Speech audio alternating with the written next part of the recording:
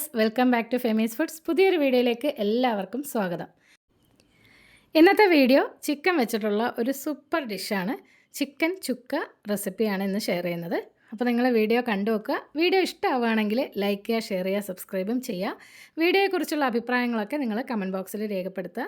അപ്പോൾ നമുക്ക് വീഡിയോയിലേക്ക് പോകാം. അപ്പോൾ ഈ ഒരു ചിക്കൻ ചുക്കയുടെ റെസിപ്പി ഞാനൊരു ഡേ വ്ലോഗിൽ ഇട്ടിട്ടുണ്ടായിരുന്നു. അപ്പോൾ നിങ്ങൾക്ക് റെസിപ്പി ഈസി ആയിട്ട് കണ്ടെത്താൻ വേണ്ടിയിട്ടാണ് ഞാൻ സെപ്പറേറ്റ് ഈ ഒരു വീഡിയോ ചെയ്യുന്നത്. ഇത് ഏകദേശം 1.5 കിലോ ചിക്കനാണ് കേട്ടോ. അപ്പോൾ ഇത് നന്നായിട്ട് കഴുകിയെടുക്കുക. കഴുകിയെടുത്ത ചിക്കൻ ചെറിയ പീസസ് ആയിട്ട് നമുക്കൊന്ന് കട്ട് ചെയ്തെടുക്കണം. അപ്പോൾ ചിക്കൻ പീസസ് ചെറുതാവും തോറും അതിലേക്ക് മസാലയൊക്കെ പിടിച്ചിട്ട് നല്ലോണം ടേസ്റ്റ് ഉണ്ടാവും. അപ്പോൾ അതിന് വേണ്ടിയിട്ടാണ് കുഞ്ഞു കുഞ്ഞു പീസായിട്ട് കട്ട് ചെയ്തെടുക്കുന്നത്. അപ്പോൾ 4-5 തവണ ചിക്കൻ ഞാൻ കഴുകിയെടുത്തിട്ടുണ്ട്. വീണ്ടും കുഞ്ഞ് പീസായിട്ട് മുറിച്ചില്ലേ, അതിന് ശേഷവും ഒരു തവണ ഒന്ന് കഴുകിയെടുത്തിട്ട് ഇതുപോലെ ഒരു അരിപ്പ് പാത്രത്തിലേക്ക് മാറ്റിയിട്ടുണ്ട്. അപ്പോൾ ആ ഒരു ചിക്കനിലെ ആ ഒരു ബ്ലഡൊക്കെ കംപ്ലീറ്റ് ആയിട്ട് ഡ്രെയിൻ ചെയ്ത് നീറ്റായിട്ട് കിട്ടും. അപ്പോൾ അതിന് വേണ്ടിയിട്ട് അങ്ങനെ ഒരു അരിപ്പയിലേക്ക് മാറ്റിയിട്ടുണ്ട്. കുറച്ച് സമയം ആ ഒരു അരിപ്പയിൽ തന്നെ വെച്ചിരുന്നതിന് ശേഷം നമുക്ക് ചിക്കൻ ഒന്ന് മാരിനേറ്റ് ചെയ്തെടുക്കാം. അപ്പോൾ അത് ഞാനൊരു പാനിലേക്ക് മാറ്റിയിട്ടുണ്ട്. ഈ ഒരു ചിക്കനിലേക്ക് കുറച്ച് തൈരാണ് കേട്ടോ ചേർത്ത് കൊടുക്കേണ്ട. ഒരു 2 ടേബിൾ സ്പൂൺ തൈരാണ് വേണ്ടത്. അപ്പോൾ തൈരില്ലാത്തതുകൊണ്ട് തൽക്കാലം ഞാൻ മോര് ചേർത്ത് അഡ്ജസ്റ്റ് ചെയ്തിട്ടുണ്ട്. നിങ്ങളെന്തായാലും കട്ട തൈര് 2 ടേബിൾ സ്പൂൺ ചേർത്ത് കൊടുക്കുക. എന്നിട്ട് ഇതിലേക്ക് ആവശ്യത്തിന് ഉപ്പ് ചേർത്ത് കൊടുക്കുക. അപ്പോൾ 1.5 കിലോ ചിക്കനാണ്, ഞാൻ ഒരു 1.5 ടീസ്പൂൺ ഉപ്പ് ചേർത്തിട്ടുണ്ട്. ഒരു 3/4 ടീസ്പൂണോളം മഞ്ഞൾപ്പൊടിയും ചേർത്തിട്ടുണ്ട്. അപ്പോൾ തൈരും ഉപ്പും മഞ്ഞൾപ്പൊടിയും കൂടെ ചേർത്തിട്ട് ചിക്കൻ നന്നായിട്ടൊന്ന് മിക്സ് ചെയ്ത് മാരിനേറ്റ് ചെയ്ത് മാറ്റി വയ്ക്കുക.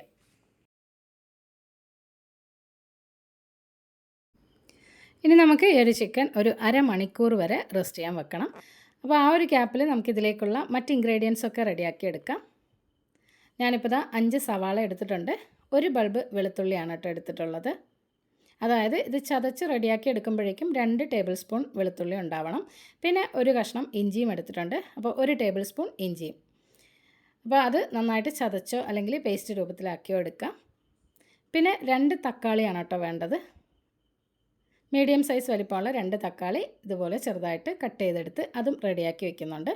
ഇനിയിപ്പോൾ നമുക്ക് സവാള നല്ല നൈസായിട്ട് കട്ട് ചെയ്തെടുക്കാം. അപ്പോൾ ഈ ഒരു സവാള നമ്മൾ ഫ്രൈ ചെയ്തെടുക്കുകയാണ് കേട്ടോ. അതുകൊണ്ട് തന്നെ നല്ല തിന്നായിട്ട് ഇതുപോലെ കട്ട് ചെയ്തെടുക്കുക. ഈ ഒരു സവാള എല്ലാം അരിഞ്ഞെടുത്തതിന് ശേഷം നമുക്കൊന്ന് ഫ്രൈ ചെയ്തെടുക്കണം. അപ്പോൾ നിങ്ങൾക്ക് വെളിച്ചെണ്ണ വേണമെങ്കിൽ വെളിച്ചെണ്ണ എടുക്കാം. വെളിച്ചെണ്ണയിൽ ഫ്രൈ ചെയ്താൽ കുറേ കൂടെ ടേസ്റ്റ് ഉണ്ടാവും. അല്ലെങ്കിൽ സൺഫ്ലവർ ഓയിൽ എടുത്താലും മതി. ഇനിയിപ്പോൾ എണ്ണ ചൂടാക്കിയിട്ടുണ്ട്. അതിലേക്ക് അരിഞ്ഞ സവാള ചേർത്തിട്ട് നന്നായിട്ടൊന്ന് മിക്സ് ചെയ്തിട്ട് കൊടുക്കുകയാണ്. എന്നിട്ട് ഇത് നല്ല ഒരു ഗോൾഡൻ ബ്രൗൺ നിറാവുന്നത് വരെ നമുക്ക് ഫ്രൈ ചെയ്തെടുക്കാം. അപ്പോൾ ഫ്രൈ ചെയ്യുമ്പം ഉള്ളി കരിഞ്ഞു പോകാതെ ശ്രദ്ധിക്കണം. കരിഞ്ഞു പോയാൽ കറിക്കൊരു കയ്പ്പ് രസം ഉണ്ടാവും. അപ്പോൾ ഏകദേശം ഒരു ബ്രൗൺ കളർ ആകുമ്പോഴേക്കും ഇത് നമുക്ക് എണ്ണയിൽ നിന്ന് മാറ്റാം. എന്നിട്ട് ഇതുപോലെ ഒന്ന് നിരത്തിയിട്ട് കൊടുക്കുക. അപ്പോൾ പെട്ടെന്ന് തന്നെ ഉള്ളി തണുത്ത് കിട്ടുകയും ചെയ്യും. പിന്നെ നല്ല ക്രിസ്പിനെസ്സും ഉണ്ടാവും. അപ്പോൾ നമുക്ക് പൊടിച്ചെടുക്കാൻ എളുപ്പമായിരിക്കും. ഇനിയിപ്പോൾ വെളുത്തുള്ളി 2 ടേബിൾ സ്പൂൺ ഞാൻ ചതച്ചെടുത്തിട്ടുണ്ട്. 1 ടേബിൾ സ്പൂൺ ഇഞ്ചിയും എടുത്തിട്ടുണ്ട്.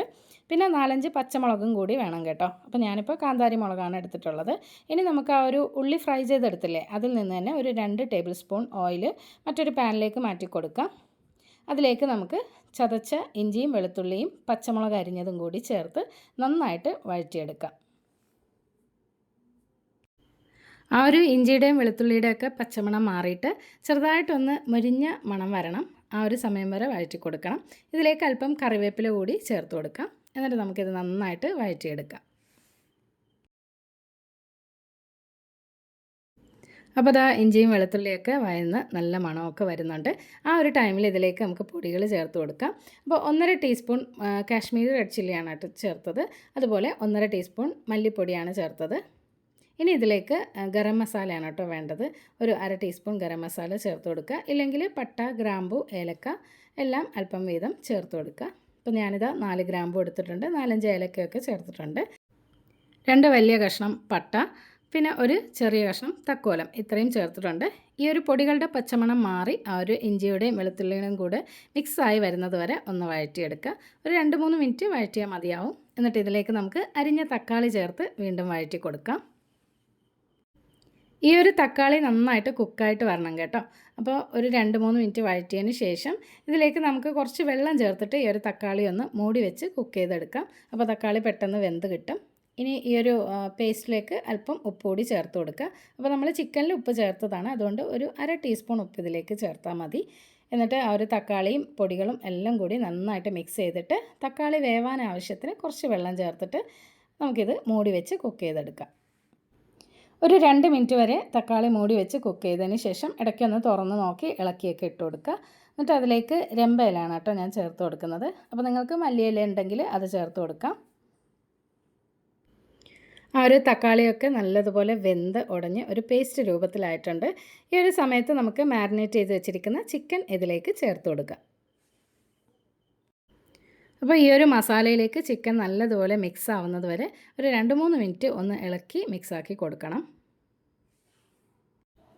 ഫ്ലെയിം കൂട്ടി വെച്ചിട്ട് 1 മിനിറ്റ് സമയം വരെ ഈ ഒരു ഗ്രേവിയുമായിട്ട് നന്നായിട്ട് മിക്സ് ആവട്ടെ. ആ ഒരു സമയം വരെ നമുക്കിത് ഇളക്കി കൊടുക്കാം. അപ്പോൾ അതാ ചിക്കനും മസാലയൊക്കെ നന്നായിട്ട് മിക്സ് ആയിട്ടുണ്ട്. ഇനി നമുക്ക് മൂടി വെച്ചിട്ട് ഒരു 15 മിനിറ്റ് കുക്ക് ചെയ്തെടുക്കാം. അപ്പോൾ ചിക്കൻ വേവാനായിട്ട് 15 മിനിറ്റ് മതിയാവും. ചിക്കൻ വെന്ത് വരട്ടെ. ആ ഒരു ടൈം കൊണ്ട് നമുക്ക് ഈ ഒരു സവാള വറുത്ത് മാറ്റി വെച്ചില്ലേ, അതൊന്ന് കൈകൊണ്ട് നന്നായിട്ട് പൊടിച്ചെടുക്കാം. അപ്പോൾ ഇത് നമുക്ക് ചിക്കൻ കറിയിലേക്ക് ചേർത്ത് കൊടുക്കാനാണ്. ഇടയ്ക്കൊന്ന് ചിക്കൻ തുറന്ന് നോക്കണം. എന്നിട്ട് ഇടയ്ക്ക് വെള്ളം ഇല്ലെങ്കിൽ വെള്ളം ഒഴിച്ചു കൊടുക്കണം. അപ്പോൾ ഇതിൽ നിന്ന് തന്നെ ചിക്കനിൽ നിന്ന് തന്നെ വെള്ളം ഊറി ഇറങ്ങി വരും. അപ്പോൾ അതാ നന്നായിട്ട് മിക്സ് ചെയ്ത് കൊടുക്കുക.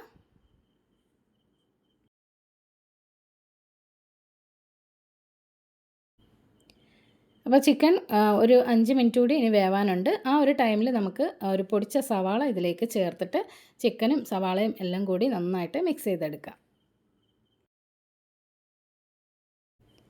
അപ്പോൾ ഈ ഒരു സമയത്ത് നല്ല ലൂസായിട്ടാണ് കേട്ടോ ചിക്കൻ കറി ഇരിക്കുന്നത്. അപ്പോൾ നമ്മൾ ഈ ഒരു സവാള ചേർത്ത് കൊടുക്കുമ്പോൾ നല്ല തിക്കായിട്ട് മാറും.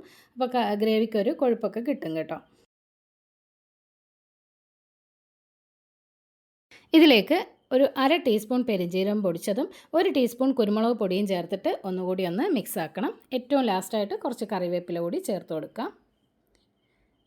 അപ്പോൾ ഈ ഒരു പൊടികളും കൂടി ചേർത്തതിന് ശേഷം ചിക്കനും ആ ഒരു ഗ്രേവിയും ഒക്കെ ആയിട്ട് നന്നായിട്ട് മിക്സ് ചെയ്തിട്ട് മൂടി വെച്ച് നമുക്കൊരു 5 മിനിറ്റ് കൂടി കുക്ക് ചെയ്തെടുക്കാം.